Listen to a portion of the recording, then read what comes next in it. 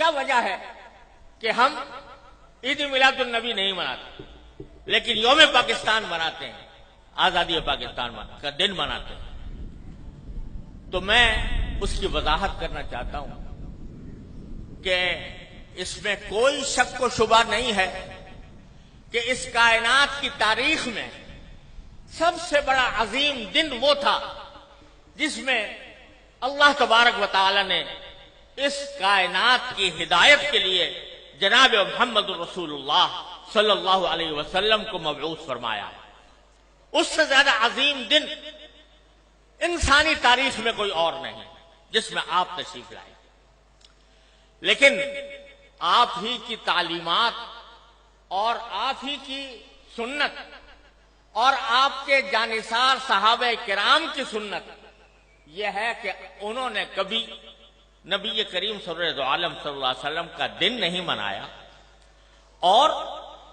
اس لیے نہیں منایا کہ اللہ تبارک و تعالی نے رسول کریم صلی اللہ علیہ وسلم کو اس لیے مبعوث فرمایا تھا تاکہ آپ کی ہدایت کی روشنی سے یہ کائنات منور ہو اور لوگ آپ کی تعلیمات کی اتباع اور پیروی کریں۔ آپ کی ذات والا صفات وہ ہر قسم کی رسمی کارروائیوں سے کہیں بالا تر ہے، اور حضرات صحابہ کرام جو آپ کی زندگی کے ایک سانس کے بدلے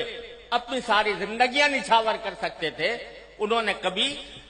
یہ دن نہیں منایا۔ جب انہوں نے جو کوئی چیز نہ منائی ہو اور انہوں نے اس سے اعتراض کیا ہو اور اس کے بجائے ساری زندگی اتباع سنت کی کوشش کی ہو، اس کو اگر ہم منانا شروع کریں تو دین کے اندر ایک اضافہ ہوگا، دین کے احکام میں ایک اضافہ ہوگا، اور دین کے کام میں کوئی اضافہ وہ بدعت کہلاتا ہے۔ من احدث فی امرنا ھذا فہو رد، تو وہ بدعت بن جاتا ہے کیونکہ وہ ایک مذہبی معاملہ ہے۔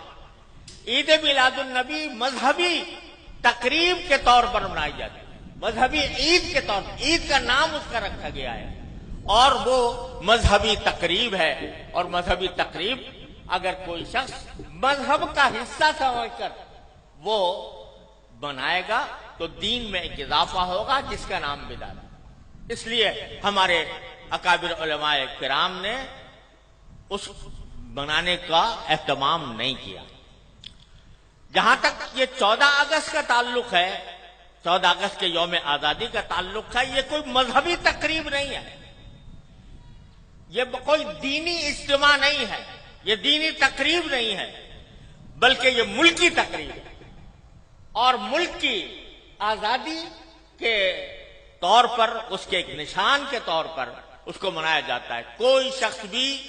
جو اس کو منانے والا ہے وہ اس کو دین کا حصہ سمجھ کر نہیں مناتا، اس کو مذہب کا جز سمجھ کر نہیں بناتا، بلکہ ایک ملکی تقریب ہے۔ ایک ملک کے اللہ تبارک و تعالی نے ایک ملک ہمیں عطا فرمایا، اور ایسا ملک عطا فرمایا جس کی تفصیل مولانا عزیز الرحمان صاحب نے بیان کی ہے، تو وہ ہم ایک ملک کی تقریب کے طور پر بناتے ہیں۔ بدعت اس وقت بنتی ہے کوئی چیز جو شریعت میں نہ ہو اور شریعت کا حصہ اس کو بنا دیا جائے، لیکن یہ کوئی شریعت کا حصہ نہیں، یہ کوئی دین کا کوئی دینی تقریب نہیں، دینی عید نہیں، دینی مذہب نہیں، دین کا کوئی مذہبی حصہ نہیں، لہذا یہ ایک ملکی تقریب ہے۔ اور یہ ایسا ہے جیسے کہ اگر کوئی شخص اپنے گھر کے اندر کسی اپنے گھر کی تعمیر ہوئی اور اس تعمیر کے اوپر کوئی اجتماع کرے، کوئی دعوت کرے، تو یہ کوئی مذہب کی تقریب نہیں ہے، کوئی دین کی تقریب نہیں ہے۔ اسی طریقے سے ہم یوم آزادی پاکستان کا اس لیے مناتے ہیں کہ اللہ تبارک و تعالیٰ نے اپنے فضل و کرم سے یہ نعمت ہمیں عطا فرمائی تھی، اور ملکی تقریب کے طور پر اس کو منایا جاتا ہے۔ دوسری بات یہ ہے